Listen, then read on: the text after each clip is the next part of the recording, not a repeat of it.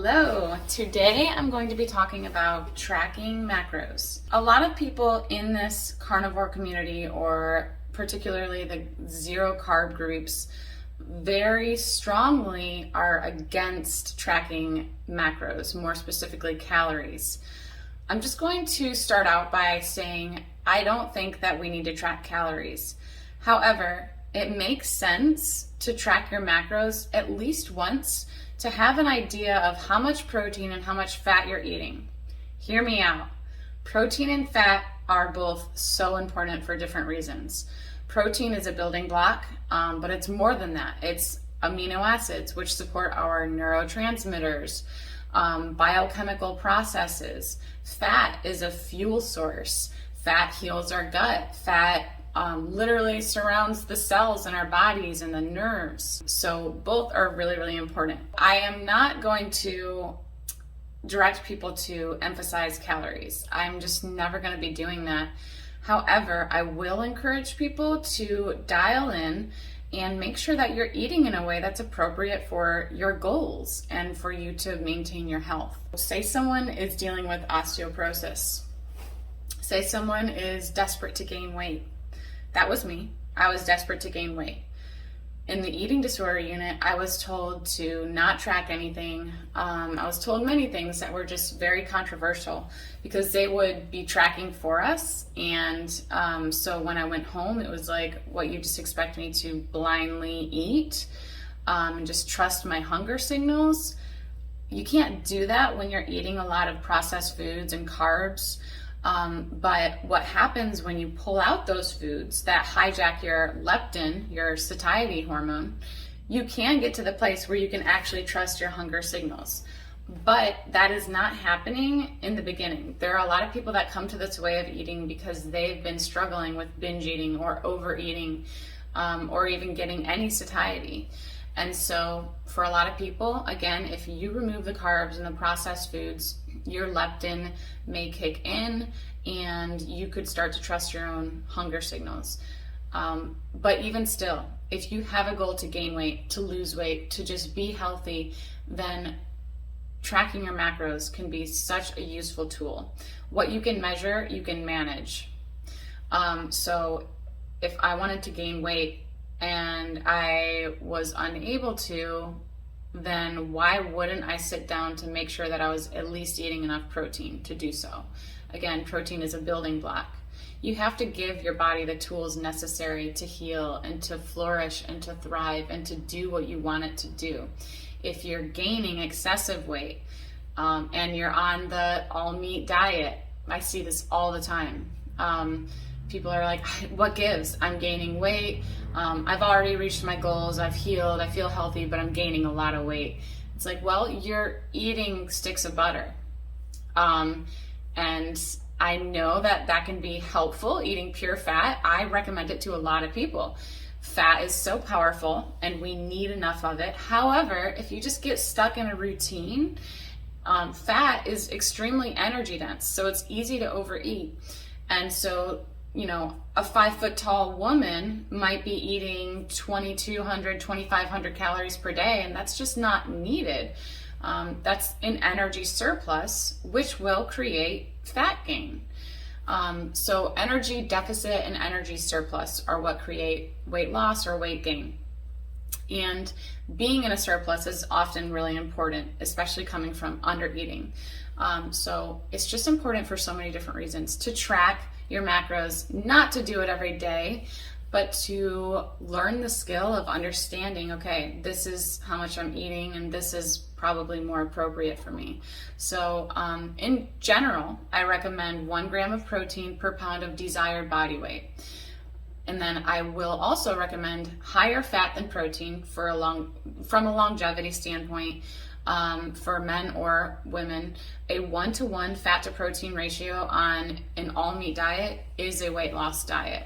And if you can't lose weight at that, then I would say there's something you need to prioritize, whether it be getting better sleep, better rest and recovery, or healing your hormones. But you should not have to really drop the calories that much to see your body fat burn away when you are hormonally in a healthy place. And this is what I see with a lot of people that I work with. First of all, they start out by under eating. So it's not mostly women, it's women and men alike will come to me with a myriad of health issues, fatigue, insomnia, digestive issues, brain fog. And when I ask, have you ever tracked your macros? Do you know how much you're eating?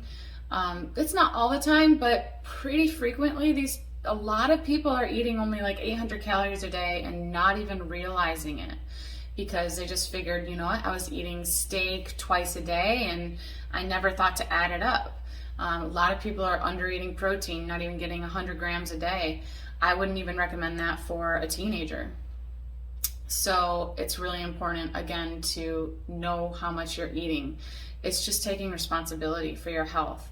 If that's a triggering thing for you, then you should get accountability and do it with someone. You can do it with me. I will add it up for you, and you can send me pictures, and I'll say, okay, send me pictures of everything you ate today. I can eyeball what it looks like in ounces. I can plug it into MyFitnessPal, Chronometer, Carb Manager. There are so many free apps that you can install on your phone, and all you do is just use the food log. So you search for a food, it has a search bar, one whole egg. It's going to tell you how much protein and fat and carbs are in what you ate.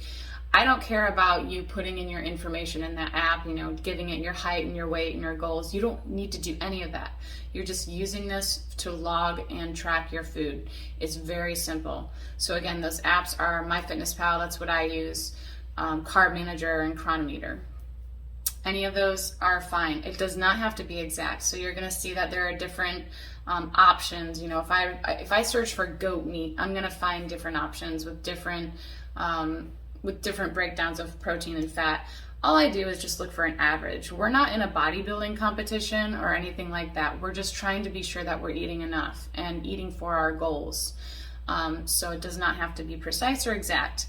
And if you do this even just once a week, just plug in what you ate for a whole day, it's going to keep you accountable. And after doing that consistently over a period of time, it will become a new skill that you will have developed so that you really don't have to track. I don't track my food anymore. I just eyeball it. I can go to Whole Foods, look in the chef's case. I can see a piece of meat and just judge, okay, this is a 1-to-1 fat to protein ratio.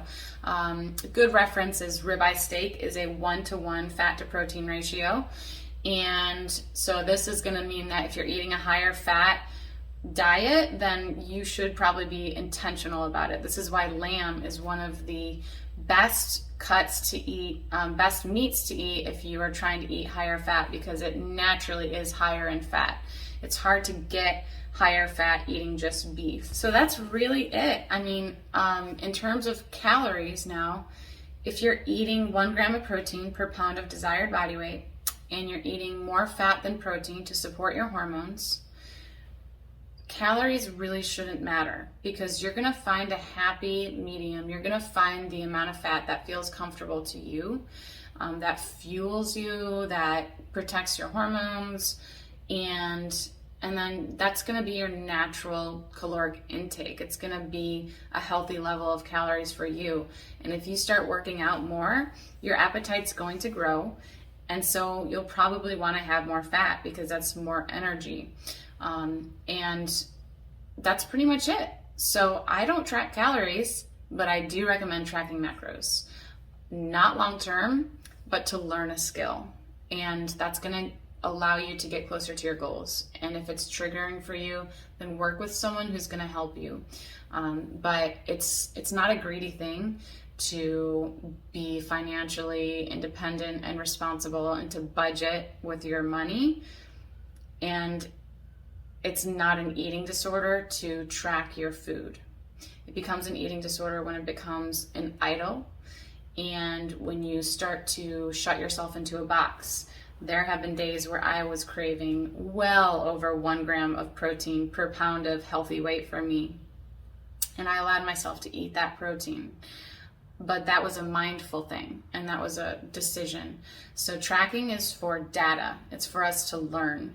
And another thing that I recommend for my clients to do is maybe don't track, but just eat intuitively, and then plug in your macros and see what you have intuitively been eating.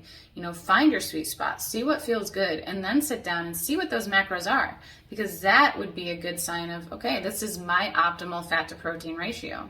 Now, there are things that will throw that off, and it's helpful to work with someone to help you find that optimal place, especially if you're struggling with binge eating or under eating, or you're in a plateau, you're stuck in a plateau, you can't get to your goal, you're fatigued.